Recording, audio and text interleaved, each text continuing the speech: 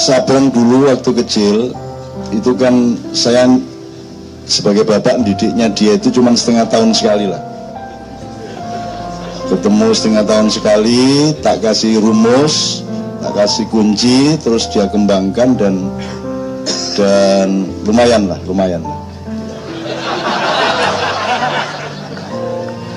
Nah dia pernah bercerita, jadi dia kagum, dia istilah Gusti Allah edan tenan itu dari dia. Itu dia umur TK lah. Terus ngomong lu Gusti Allah edan tenan dia. Dia tak Gusti Allah edan ini karepmu. Jadi dia melihat cacing yang begitu lunak itu bisa menembus tanah yang sebenarnya sangat liat, sangat kuat. Itu dia kagum sama Tuhan. Kok iso ya Gusti Allah edan tenan kayak gitu. Nah, itu lumayan lah ya. Anakku iso ngedan ke Gusti Allah. Cuman ketika dia sunat itu saya sedang menjadi narapidana, sehingga saya hanya jadi tamu ketika dia sunat, karena dia waktu itu berada di bawah kekuasaan tertentu. Nah waktu sunat dia baik-baik saja, dia tidak marah, ya mungkin takut, nangis sedikit tapi tidak masalah, sebab saya ngalamin anak sunat itu kan beratus-ratus, beribu-ribu ya, dan itu macam-macam reaksinya. Dan yang saya paling suka itu anaknya sahabat saya, Mas Hamim, itu salah seorang sesepuh Ma'iyah juga yang ketemu saya di Berlin di Jerman. Sebelumnya dia kuliah di Kairo. Anaknya Hamim itu ketika sunat itu marah sama Tuhan. Jadi kan kalau di sunat itu kan aduh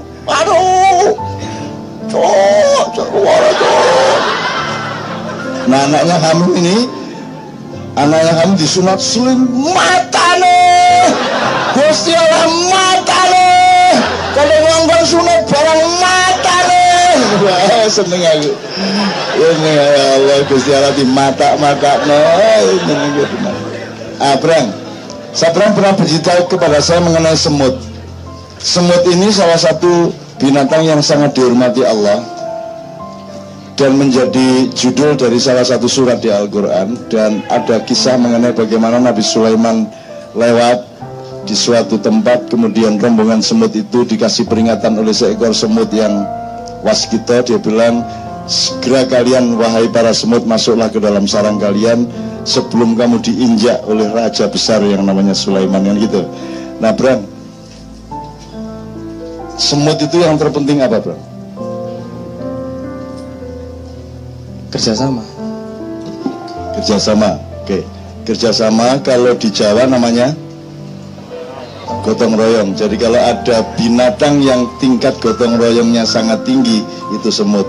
Dan kalau ada suku atau bangsa yang punya istilah gotong royong, itu bangsa apa?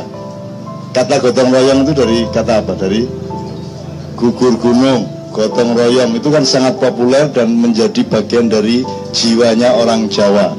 Jangan, kalau saya ngomong Jawa, tolong yang bukan Jawa jangan marah, karena penghormatan saya kepada Jawa itu sejajar dengan penghormatan saya kepada Betawi, kepada semua yang lain, untuk memperkaya Indonesia. Oke, gotong royong apalagi Bang? Kerjasama. Itu gotong royongnya sampai tingkat ekstrim kalau setahu saya. Kalau apa namanya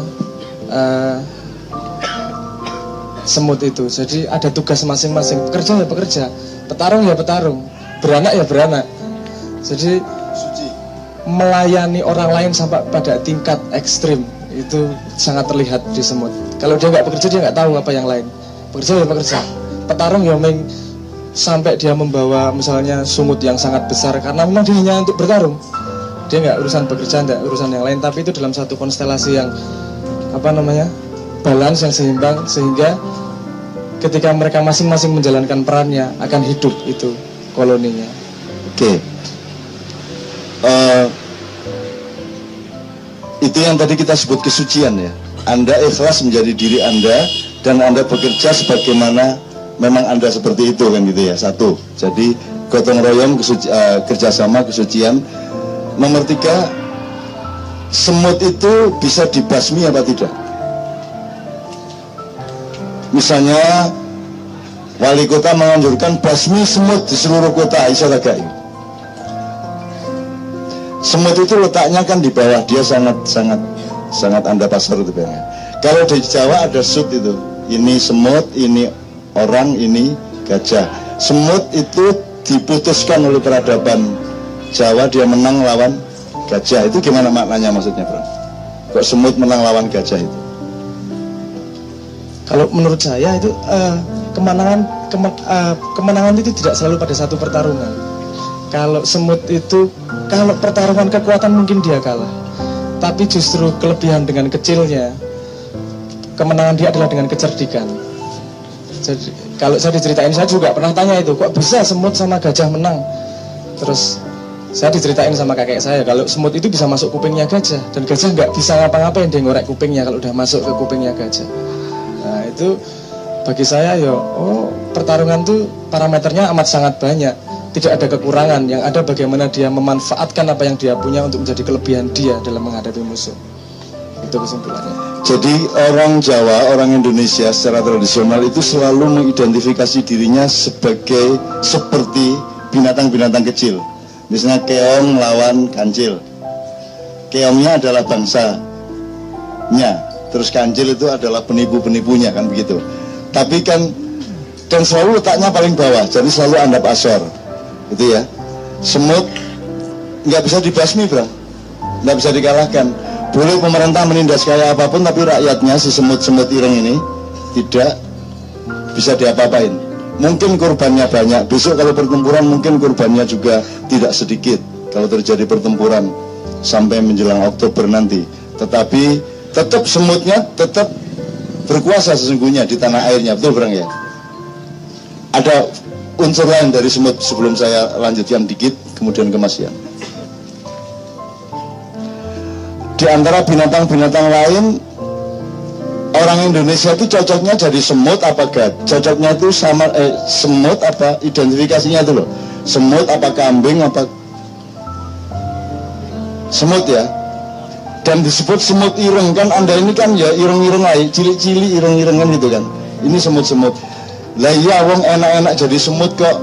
Semut ireng, anak-anak sapi kan gitu. Loh wong semut sudah enak-enak jadi semut ireng-ireng cili-cili ndak masalah. Kok anak-anak sapi? Kok kamu ingin punya anak dan mendidik anakmu menjadi sapi? Kan itu masalahnya kita sekarang. Mergo ana kebobongan nyabrang kali Bengawan dan seterusnya, karena kamu didatangi oleh binatang-binatang yang lain yang membuat kamu goyah atas dirimu sendiri sehingga kamu ingin beranak sapi. Bisa sapi barat, bisa sapi Arab, kan begitu. Padahal semut dibanding sapi sebenarnya dahsyat mana? Sama-sama dahsyat menurut saya. Sama-sama dahsyat tempatnya dan pada fungsinya. Oke, saya sebut 3 saja yang selama ini menimpa sapi. 1, dikelui, dicocok hidungnya, terus ditaleni gulunya, terus diperbudak untuk menyingkal atau membajak atau nggaru sawah, betul enggak? Dari dia diperbudak sapi itu. Dan sapi itu gampang kagum, gampang gumun. Kan saya sudah ceritakan mengenai kapal Nabi Nuh kan, sudah tahu ya. Yang belum tahu aja, kan dulu kan Nabi Nuh disuruh mengangkut semua jenis binatang dengan syarat jangan ada populasi selama di kapal. Maka polisinya adalah semua alat kelamin disimpan di gudang. Jadi semua dicopot dulu baru naik, copot naik gitu. Lo kok gak percaya, aku menyaksikan sendiri. Tapi begitu sampai di dataran Turki sekarang, banjir sudah reda, kemudian kan lupa bahwa nanti untuk pengambilan kembali lebih ruwet daripada pengumpulan, bener gak? Akhirnya tidak terorganisir, barang siapa cepat larinya dia dapat paling besar. Akhirnya kuda dapat gede banget.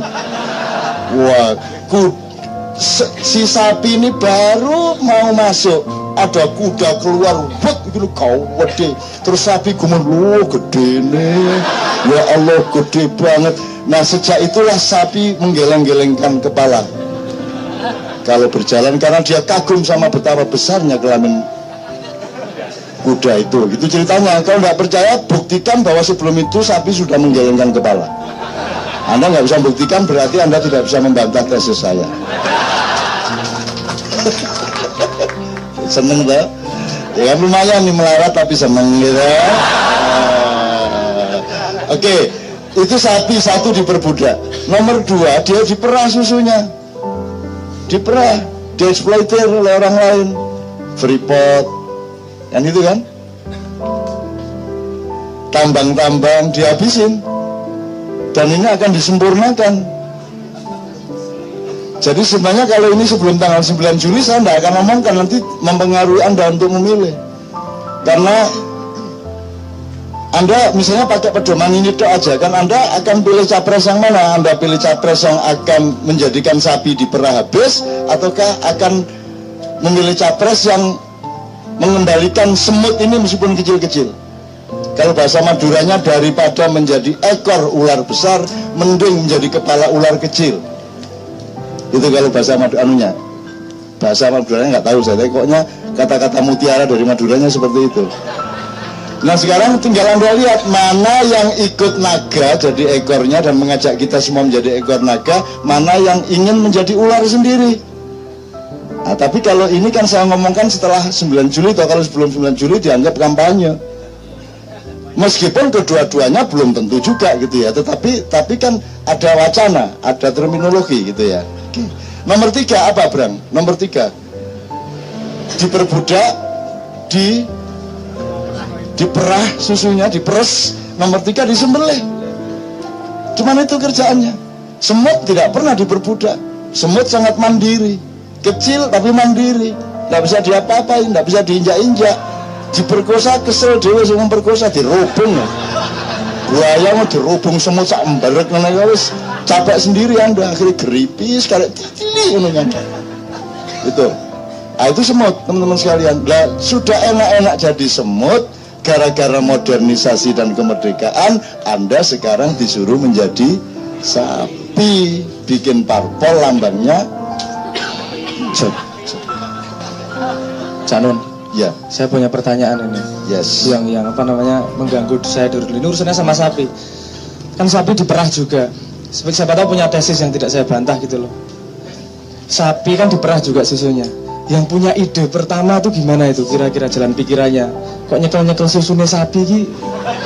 Yang punya ide pertama merah ki piye jan itu, kayak aku nggak sampai sekarang nggak punya jawaban itu. Dia iseng nyekel-nyekel susu sapi karena gimana tuh? Jomblo apa? Emang rusak uteknya atau kreativitas apa namanya, apa eksploitasi atau naruh eksploitasi jauh ya karo aku sing pertama sopo pian, tapi pertama saya kira kemesraan ya, kemesraan. Suwe-suwe lo dilus-lus ngene kan kok enak, iki ndelok sirsiran gak oleh-oleh. Sapi gak masalah wis. Loh, kok metu? Loh, kok metu? Curut. Akhirnya diombe. Oh, enak. Akhirnya didolekno tong. Wis mesti sanae nek ngono kayak gitu kira-kira. Ya, tapi itu nyenengin. Mudah-mudahan ini bisa Anda lanjutkan sendiri ya. Tapi saya tidak mengejam karena Indonesia tidak salah. Orang-orangnya itu melakukan itu semua kan tidak dengan wacana-wacana seperti itu. Maksudnya kan sebenarnya adalah kegagah beranian, banteng ketaton. Ada idiom banteng ketaton. Banteng ketaton artinya ketaton itu terlukai. Tatu itu dari tato itu aslinya dari bahasa Jawa kuno ya, tato ya. Terus diambil oleh orang-orangnya Masian jadi tato, itu kan tato. Terus kita sekarang menyangka bahwa itu berasal dari bahasa Inggris, padahal itu aslinya dari tatu, kan gitu, tatu. Tatu itu yang melukai badan untuk menciptakan gambar-gambar, kan gitu. Sama dengan sepatu dari Bandung, ya toh, dari Tangerang, dibawa ke Itali, disestempel ceklek, beli, tau apa, balik noreni, terus kita bilang ini bikinan Itali, kan begitu. Indonesia kan memang suka ngalah sebagai semut seperti itu, kan gitu. Nah, ini tolong dilanjutkan. Sekarang ini pokoknya kita jadi sapi juga enggak apa-apa. ya, tetapi pada proporsinya. Tapi hakikat dasar dan watak dasar kita itu semut-semut ireng menurut pujangga itu tadi. Semut-semut ireng, anak-anak sapi. Nah, kalau bisa kita sekarang pakai itu, kita manfaatkan untuk untuk kebangkitan kita. Gitu loh. Ayo kita ikhlas menjadi diri kita sendiri, dan kalau kita ikhlas dan kita memaksimalkan diri kita itu, maka kita tidak perlu sorry Mas yang dikit ya, tidak perlu mengejar siapa-siapa, kita tidak perlu jadi ekor siapa-siapa. Nanti tanggal 17 kita ma'ian di Jogja, lusa berarti ya, itu bersama Indra Safri, Ivan Dimas, Ilhamuddin dan beberapa teman U19 dan para official. Itu untuk supaya kita bisa berbicara bahwa U19 itu bisa dahsyat sampai hari ini loh ya. Besok masih ujian lagi, tapi sudah bisa mengalahkan Korea yang 9 kali berturut-turut juara. Sudah bisa membuat orang Yaman sujud syukur, karena menurut mereka Indonesia is very very strong. Itu karena U19 itu menolak berkiblat. Karena Indonesia selama ini sepak bolanya itu sibuk cari pelatih dari Belanda, dari Inggris, dari Italia, dari Brazil, segala macam. Selalu kita merasa kita ini tertinggal dan ingin menjadi sapi supaya gede dan bisa diperah, kan begitu. Nah, yang dilakukan Indra Safri adalah mencari anak-anak Indonesia asli dari desa-desa, ya, dan dipeluangi untuk menjadi dirimu sendiri. Pokoknya sudah diri kamu dengan kemampuan kamu itu. Nanti kita kerjasama bareng-bareng nyusun strategi, sehingga dia marah kalau disebut meniru Barcelona, permainannya seperti Barcelona, tapi mereka tidak mau disebut Barcelona. Loh, kita tidak meniru Barcelona. Orang kalau bisa main bola ya kayak gitu itu jadinya, gitu loh, ya gitu itu. Nah, U19 ini kan sudah terlebih dahulu dibikin oleh Maia. Maia ini kan sudah melanggar segala macam peraturan. Semua peraturan forum nggak berlaku di sini toh. Nggak pakai struktur, nggak marilah kita mulai dengan rasa syukur kepada Allah Subhanahu wa taala yang telah memberikan hidup kita sampai hari ini. Dan tidak lupa kita ucapkan kepada junjungan kita Nabi besar Muhammad sallallahu alaihi wasallam. Terus mari kita mulai dengan pembacaan ayat suci Al-Qur'an. Enggak ono begini. Karena dirimu sudah Al-Quran itu sendiri, karena dirimu sudah sholawat itu sendiri, karena dirimu sudah penyembahan kepada Allah itu sendiri, kan begitu. Sehingga di sini tidak ada basa-basi, di sini tidur boleh, di sini telentang boleh. Mana ada di seluruh dunia forum sebebas ini? Dan saya selalu mengatakan kalau Kiai Kanjeng kan panggungnya paling tinggi 0,5 meter, supaya orang semua bisa langsung sambung sama panggung. Dan saya bilang kenapa panggungnya tidak boleh tinggi dan tidak boleh ada pagar yang membatasi antara jamaah dengan yang di panggung.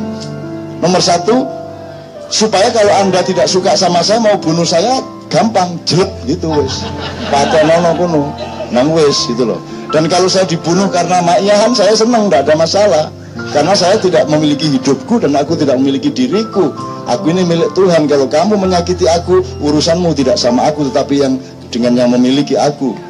Dep-depan kan karo Gusti Allah, gak karepmu kono. Kan begitu. Nah, nomor 2, supaya yang di panggung tanggung jawab. Nyun sewu ya Bram, kalau band kan 5 meter di depan panggung, panggungnya tinggi 5 meter, yang nonton kayak ketek ngene iki. Iya dah? Iya dah? Dan saya pernah mengalami itu di alun-alun Blora. Karena saya bareng band-band formasinya seperti itu, ada pagar besi, terus ada semprot-semprot itu. Saya bilang, ya ini kalau pagernya tidak disingkirkan saya tidak mau naik. Lu cak, tapi bahaya apa nih? Kalau kamu kasih pagar itu tidak membuat yang di panggung punya tanggung jawab sosial. Dia makanya berbuat apa saja, mereka tidak bisa apa-apa. Maka kamu menjadi tidak kreatif. Kamu tidak tahu bagaimana cara berkomunikasi. Padahal yang datang ganas-ganas mas, tato-tato, ngene-ngene. Begitu dibuka panggungnya, oke, dibuka pagernya, aku maju. Iki PKI ta Islam? Islam! Baru ngene-ngene. Masa ngaku PKI? Gak mungkin tak? Ah, wes Islam. Islam temen tak? Lu temenan? Bisa sholawatan? Isa! Jajal! Terus sholatullah, akhirnya pang-pang ini sholatullah, salamullah. Wes, kalau sudah begitu mau apa sama saya? Langsung bersaudara. langsung baik, dan mereka pasti menjaga diri karena sudah kita mulai dengan kekompakan hati seperti itu. Nyambung ini udah langsung nyambung panggung, nggak perlu jarak. Kalau masih ada jarak, saya yang turun. Saya turun. Singkatnya mateni aku, Rene cepet jelek. Setan-setan merah ini. Bingung kiai kok setan barang dijeluk. Ayo setan ikut sini. Jangankan pengajian, sholat ikut sini jamaah. Kan baik kalau setan ikut sholat. Malaikat kagum lu, setan mau.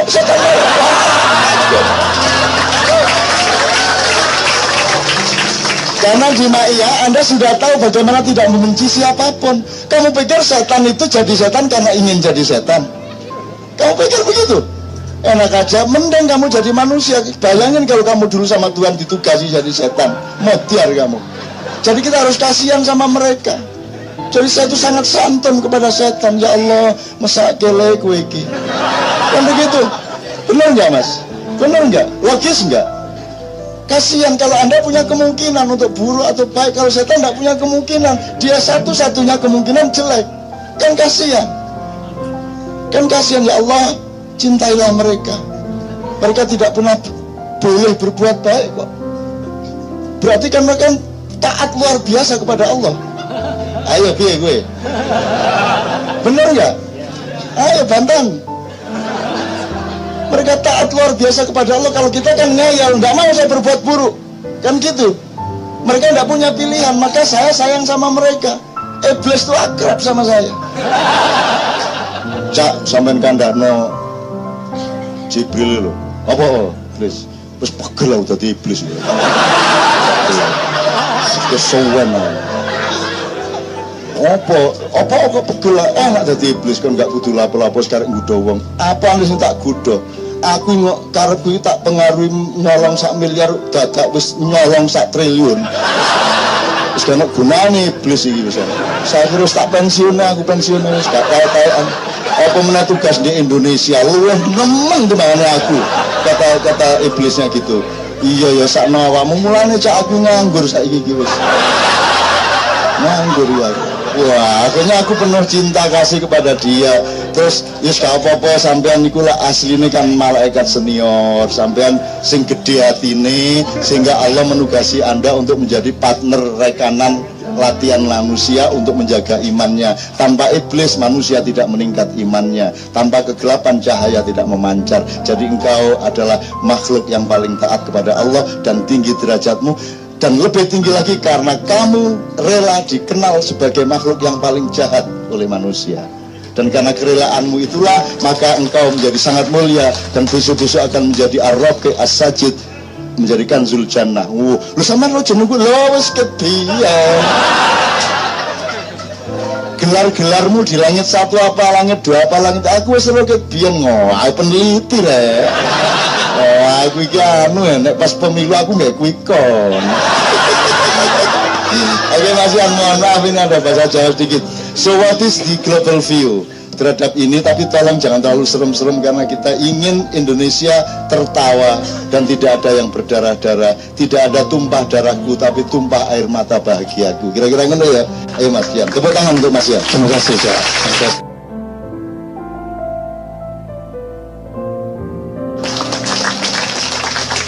Kalau saya itu masih membayangkan dari 9 Juli selesai sampai tanggal 22 itu Jokowi sama Prabowo itu tampil bersama di mana-mana.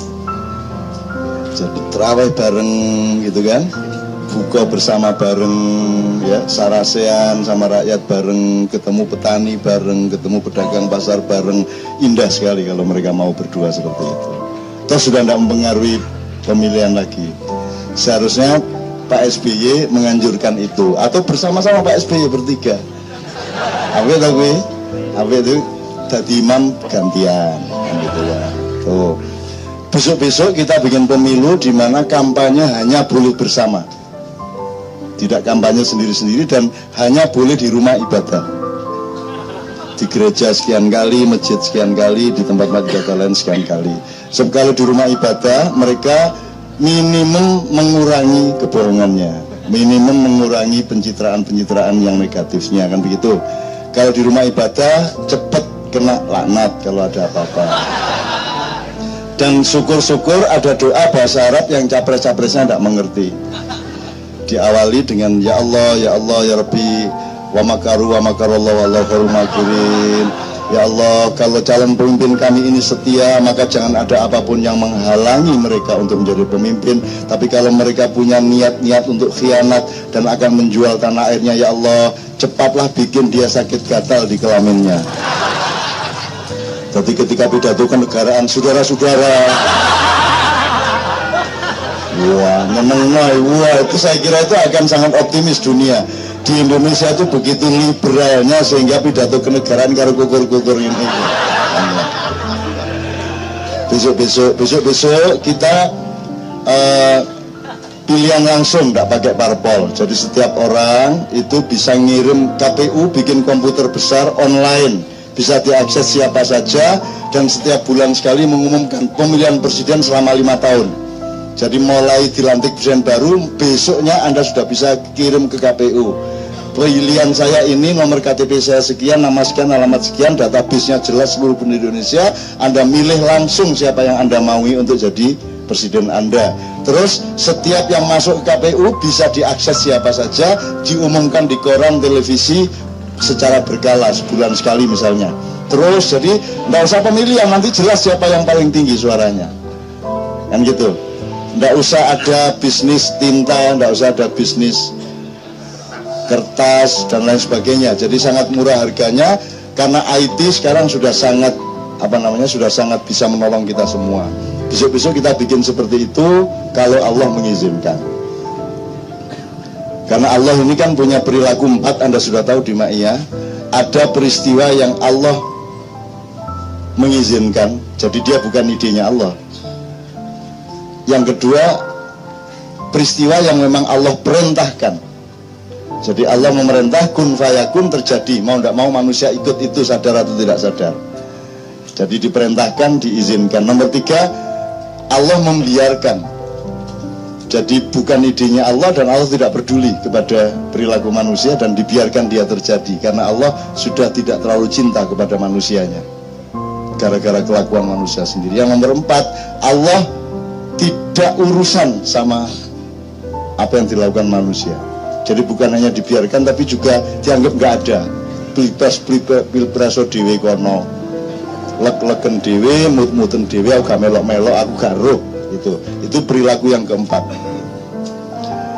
Perilaku yang kelima adalah istidraj, yaitu Allah mendorong. Kalau kita punya penyakit, Allah nambahin penyakit itu.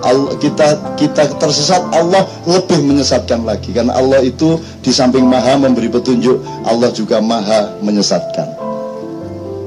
Ini kiai-kiai sangat sopan sehingga tidak pernah mengumumkan bahwa Allah itu maha menyesatkan. Tapi Allah menyesatkan kan ada alasannya, ada hujannya, ada asal-usulnya, ada settingnya. Yang disesatkan oleh Allah adalah manusia yang memang pantas dan seharusnya disesatkan karena dia sudah tidak bisa diberi petunjuk lagi. Dan Allah yang maha menyesatkan ini Anda dengar setiap Jumatan.